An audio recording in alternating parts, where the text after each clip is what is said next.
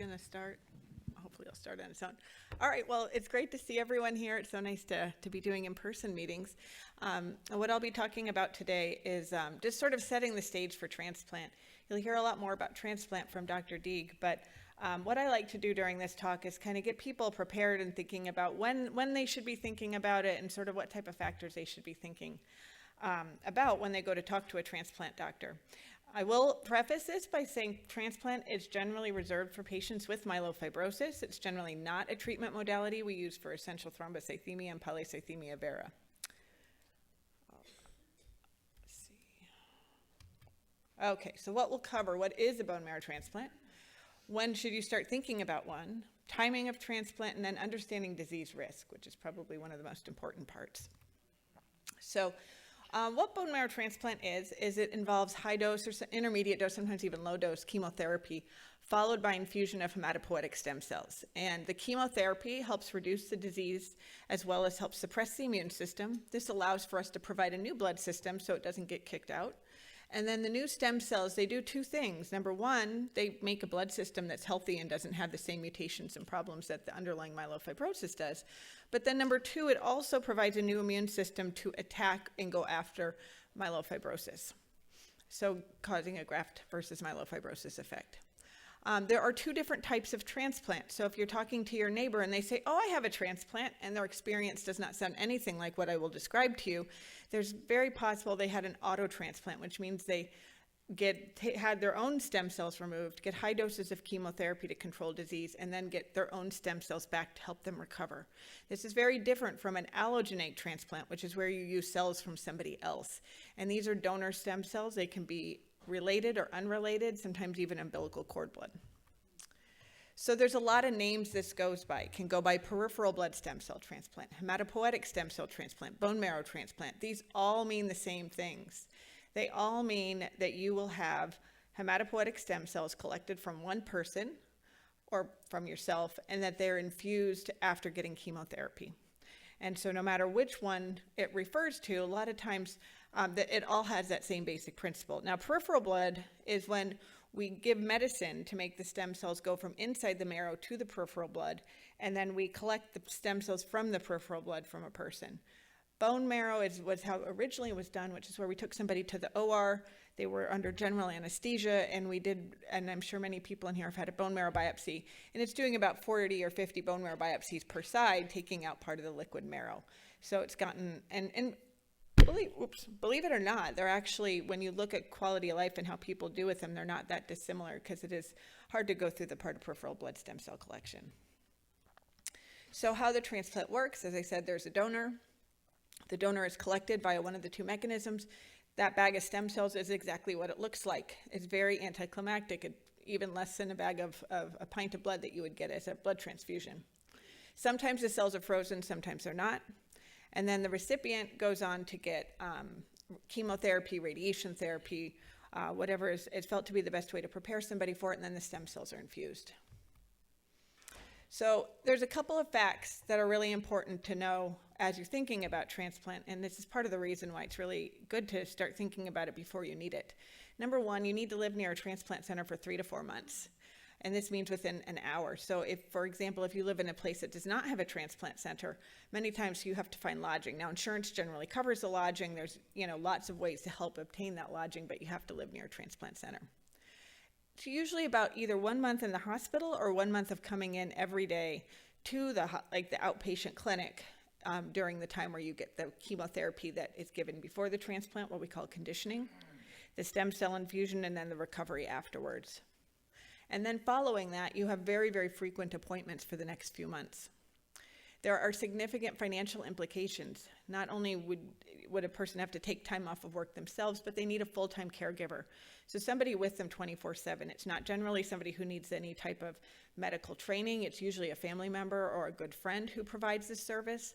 But this is something that is really important, is that you need this as part of the transplant. In fact, the caregiver is one of the more critical roles. And there's also a lot of expensive medications. So for a lot of people out there, making sure that good Medicare Part D plans are in place is really, really important, because if you don't have that, a lot of times I've had patients who are like, oh, well, I've never been sick, so I don't have a Medicare Part D plan. And that can be really devastating when it comes down to time of transplant. So knowing ahead of time is good, because then you can actually even select a plan that perhaps will cover the medications that we give.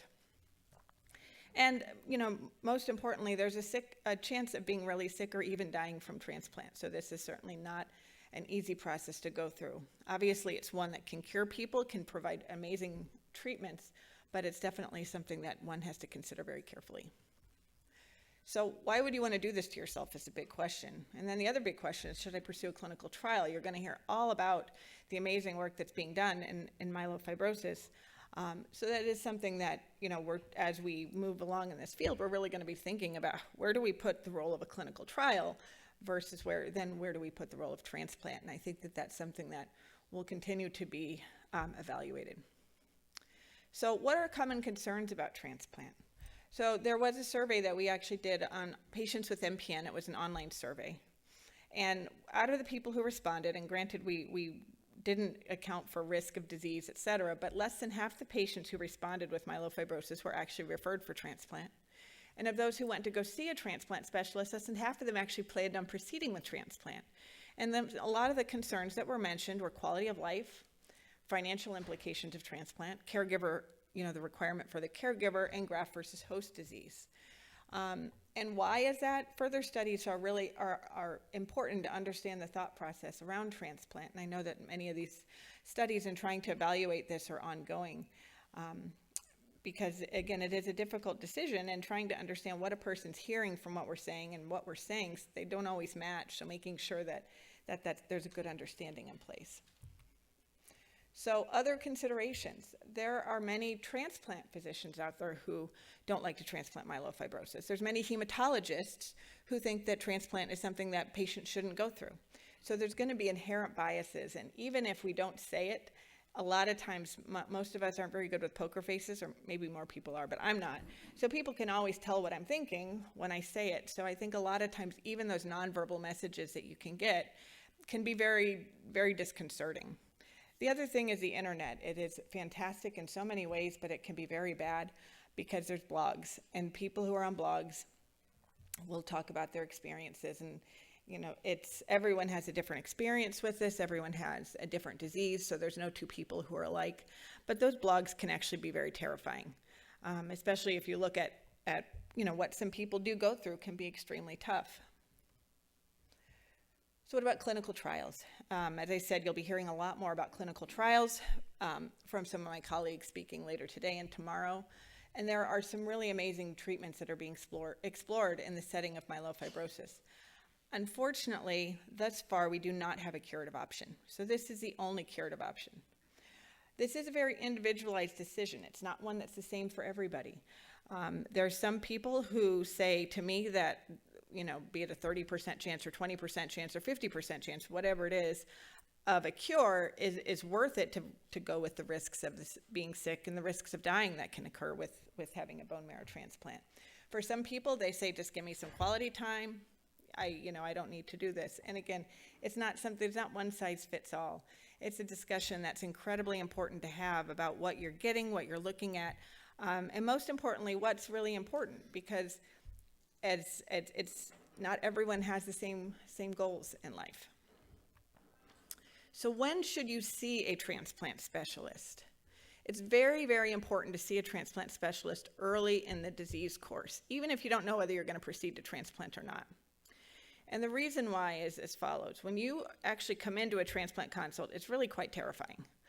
You hear a whole lot of information. You hear about all the different complications of transplant, everything that can happen with it, all the things that need to be in place to be able to go through a transplant. So it's good to be able to have time to process that information. It's good to be able to have time to think of, how am I going to make sure all my resources are in place to be able to do this? How am I going to make sure that I'll have a caregiver, that I have the finances for it, that I have lodging to go to? And many times the transplant center can really help with the lodging. And then understanding this is the process of transplant. We give these books to patients, and they're pretty scary books, I think, to read, that talk about all the different potential complications of transplant. And so what I tell patients is I said, well, look at the book, and when it starts to become overwhelming, put it away in the closet for a while, and then pull it out when you're ready again to start processing some more. So being able to go early enough that you have that time to think through everything and mentally get yourself in the game is very important. So who should you see? Now, there's a lot of transplant centers, and they are popping up left and right all across the country. There are some of us, and there's people in all different parts of the country who really focus on myelofibrosis and transplant. And I think it's an important thing to talk to at least one person like that, because the way that you look at transplant for myelofibrosis is a little bit different than some other hematologic malignancies. And you can have amazing, very talented, excellent physicians who are transplant doctors, but maybe they're not used to thinking of myelofibrosis in the way with all the new developments in scoring system, and trying to understand how do you use these different scoring systems that we have, and how do we put them in the context of a person. Because, I can come up with different scores left and right about what I think your risk is going to be, but these scores all have caveats. So, you have to really have somebody who understands how we evaluate risk so that we can appropriately advise on what we think the risk is, and also recognize the things that we can't predict. I mean, we might think somebody's disease is going to be incredibly bad, and it's not. And we might say, oh, this disease should be pretty slow growing, and it's not. We're only as good as we are, and there's a lot of things that are very uncertain. It's a shared decision-making process. That's very, very important with transplant, because it's something I can provide information for people, but people have to make their own decision based on what's important to them. And that's something that is, again, very unique to every individual. There's no one answer that's correct for everybody. So you have to really make sure that as you're going through this, you understand what you're thinking about and how it's going to impact you. Even if you don't get a transplant at that center that maybe has somebody who does focus on this, it's really good to have the discussion, get that second opinion, and sort of get some thought about it in particular. So what to expect during this consult? It is scary, very scary. Bring a family member or a friend, because you're only going to hear probably about a third of what we say. Because, I'll say one thing and I can just see it in people's eyes. All of a sudden they're spinning off to what I'm talking about and how awful it is. And then by the time they get back, I've probably already taken a few more steps. So making sure recording it can be really good. It's always nice to at least let the physician know you are recording it. We appreciate that, but it's very good to have it recorded, because you'll think of things and you may even take notes, and then you'll be like, what the heck did I mean by that? And so it's really good to make sure that you understand it. If you have any doubts, and I don't care if this is a physician that's been doing transplant for 30 years or a transplant physician for 1 year, if there's any question in your mind, get another opinion. There are many situations where I actually encourage patients to get a second opinion and help facilitate it with a doctor that I know might be really suited for whatever their specific circumstances. But that second opinion, if there's any doubt in your mind, is really important to get.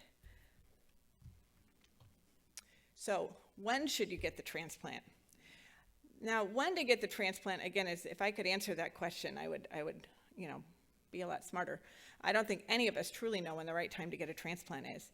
But one of the things that's important is to know your risk. The other thing that can do to dictate the timing of transplants, life events. I mean, I've had patients who say, well, I really want to get transplanted in the summer because my kids are off school then. Or, I really want to wait till my daughter gets married or my son gets married.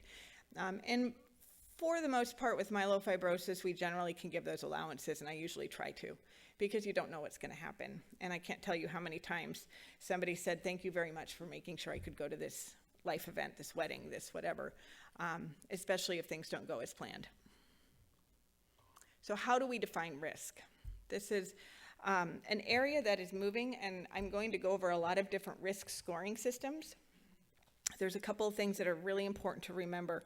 Number one, many of these scoring systems were developed before Jakafi was available. So when I don't actually put the survival times in this as much, because I feel like survival times are just kind of a bit morbid and scary and probably start people spinning while I'm trying to give my talk. But all of these, these risks systems were generated before Jakafi was available. And the other thing is that these were made of patients who came to tertiary centers. So most of this research is done by people who spend a lot of time doing MPNs, and really end up getting a very sicker group of patients who will come and see them very frequently. So when you look at how these risks are defined, it may not be a population that would have included you, or may not have the same, I guess, diversity that the MPN population does in general.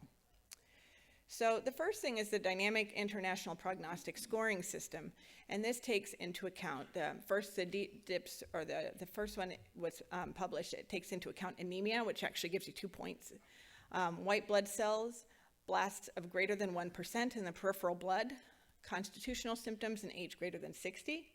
And again, based on that, you have either low risk, intermediate 1, intermediate 2, or high risk, and then the DIPS plus added into it, platelets of less than 100, transfusion dependence, and poor risk cytogenetics.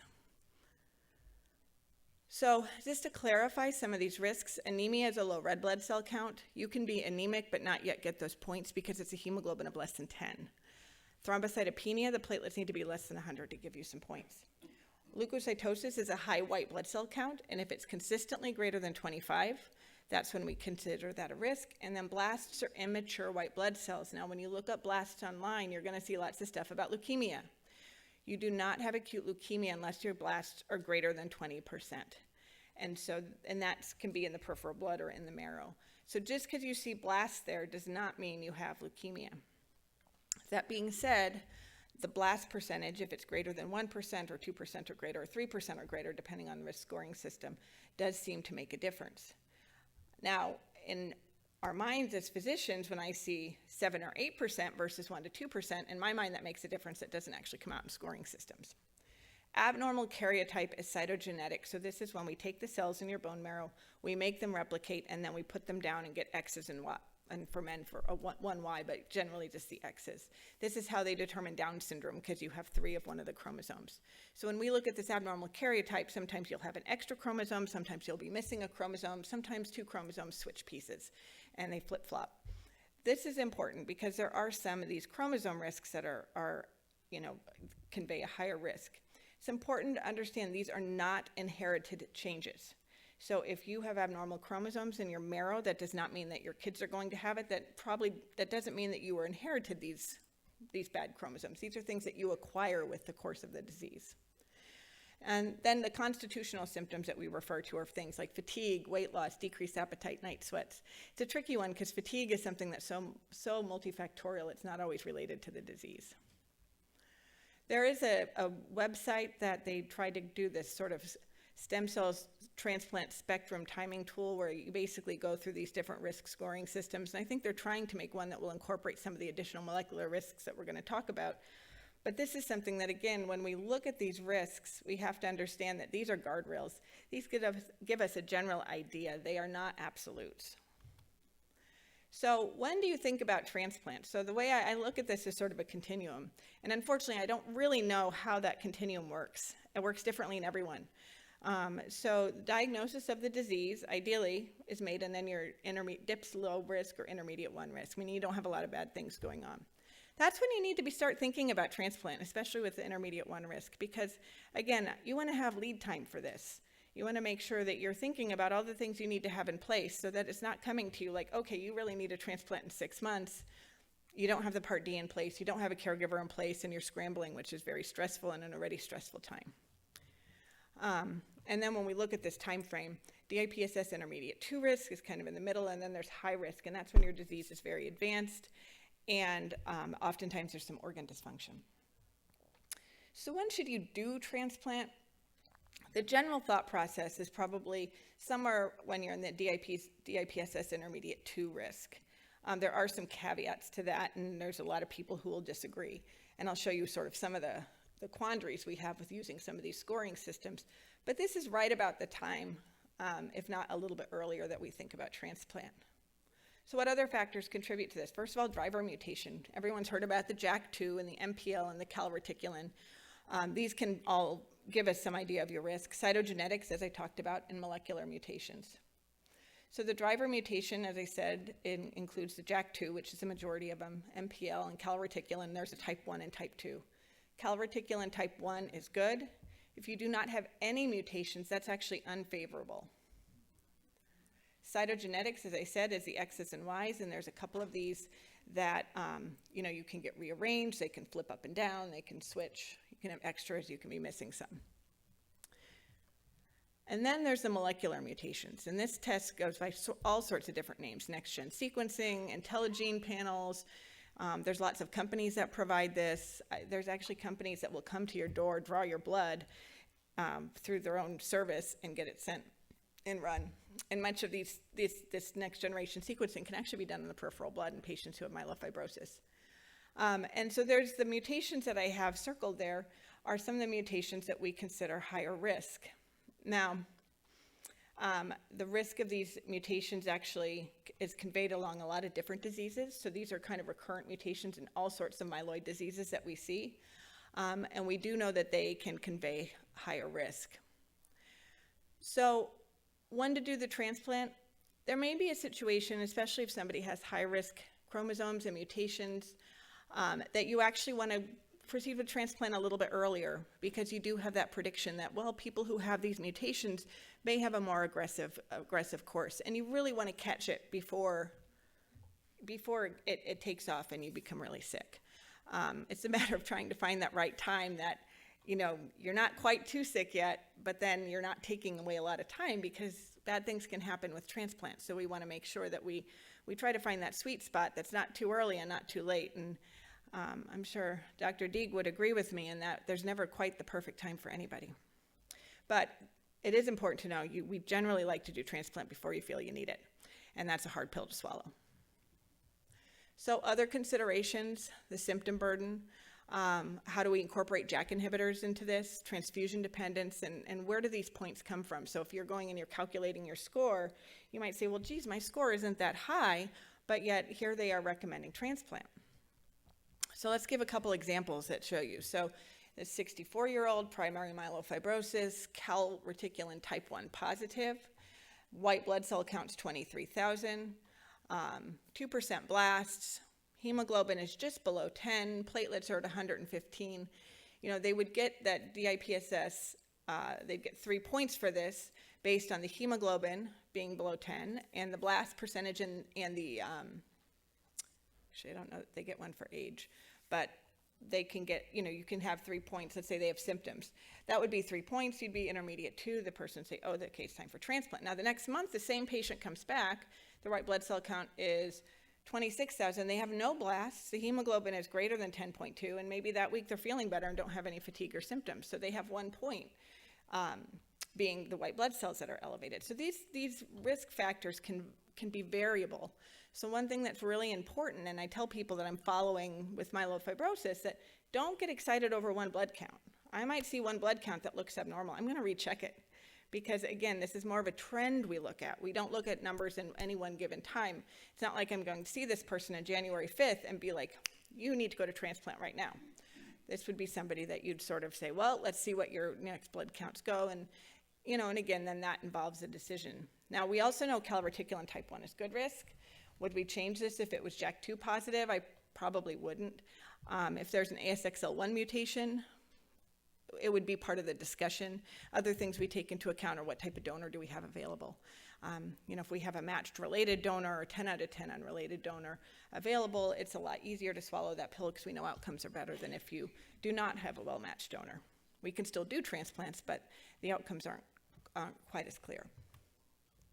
So another example is a 58-year-old female with post-essential thrombocythemia, myelofibrosis, MPL positive, hemoglobin is 7, patient requires transfusions on a monthly basis. White blood cell count is 6.7, no blasts in the peripheral blood. The patient actually feels well, other than the fatigue related to transfusion. Now, I included both the DIPS and the DIPS plus here, and they would be intermediate 1 and intermediate 2. And the reason that the DIPS plus is a little higher is because of the transfusions. But this patient actually wouldn't even fit the criteria, because the DIPS is actually meant for primary myelofibrosis. There's another system called the MySEC, which is made for secondary myelofibrosis. And when you calculate that out for this patient, they would still probably only be intermediate 1 risk. Now, that being said, if this person's getting transfusions once a month or once, on a regular basis, frequent transfusions can create problems too. So that would be part of the discussion, is how do we factor this in? And this isn't to basically say this is how you should deal with people for transplant. This is just to give you a concept that there's so many factors that are very changeable even from week to week, and it shows some of the limitations of these scoring systems. So if you go online and you say, I'm going to put this all in and I'm going to figure out what my score is, you have to take that with a grain of salt because there's going to be other variables that factor into this. And then finally, a 65-year-old with primary myelofibrosis, JAK2 positive, hemoglobin is 9.5, a lower white blood cell count, normal platelets. This patient would actually get 3 points for their DIPSS score based on age and a hemoglobin of less than 10. But this person feels great, they're doing really well, no problems at all. It's a hard sell to say you should get a transplant just because you meet the scoring system. So again, this is one of those situations where you have a discussion and you say, well, these are the things we're looking at. And, for the most part, I found that either number one, people kind of know what they want to do and, they say this is what I want. And then number two, people can tell me when they're ready for transplant. So they may have this exact finding 1 year and then the very next year look exactly the same but say, you know what, this is time. It's time for me to do this. So I always value what patients say because a lot of times they know better than I do. So what are other questions? I feel so good on Jakafi. Why should I move forward with transplant now? And that's a hard one too. Because when we look at Jakafi, we know that the median time of response, so when half the people will lose the response, is right around 3 years, which means Jakafi has a time frame. Now there's other people who are on it for 10 or 12 years who are doing fantastic. There are some scoring systems they're trying to create to help us predict who's going to do well on Jakafi versus who is not. But that's sometimes also a hard thing. We know when people progress through Jakafi, when you start to lose your response, survival times go down quite a bit. And there is some data, albeit a little bit looking back and not really prospectively looking at it. And we know data that we look back at can have a lot of unaccounted for biases. But there is some suggestion that patients who are doing really well on Jakafi and have not lost their response tend to do better with transplant. Now, people who are doing well on Jakafi also probably don't have low platelets and probably have some other things that make their disease a little bit better risk. But nonetheless, we don't want to wait till you lose your response with Jakafi, but where in that response do we go? That's another one of those decision points that you have to discuss. There's all these newer agents on clinical trials, and everyone's saying, does this reduce fibrosis? Does this reduce mutational burden? What does that mean for my longevity and my disease? We're still learning this, and we're going to be learning this for a very long time. And the question of whether to do a clinical trial first and then transplant, again, becomes sort of an individualized decision. I think if somebody makes the mind, I want to go to transplant, a lot of times I do try to say, you know what, let's get ready and get you to transplant because it's sort of a mental place that people are. But again, I've also had patients where they're like, I really want to see if this clinical trial helps me, let me try that first. And then if that doesn't work, they say, okay, now I know it's the time for me to go to transplant. So again, something that these are questions that come up, things that happen that are really important to have good discussions about. Unfortunately, I don't have answers for most of this stuff, but just sort of things when you're thinking about it to be bringing up with your doctor. So in summary, the bone marrow transplant is a curative option for myelofibrosis, and in the appropriate patient is something that I do recommend, even though I'm also a non-transplant myelofibrosis doctor as well.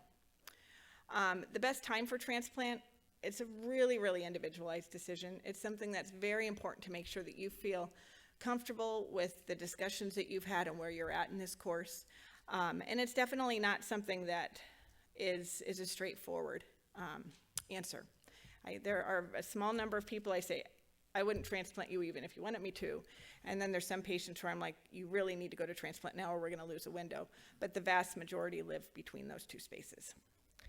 Most importantly, understand your risk. The risk of disease characterized by cytogenetics, molecular mutations, different scoring systems, and understand that we don't have a perfect scoring system that gives us a crystal ball of how long you're gonna live.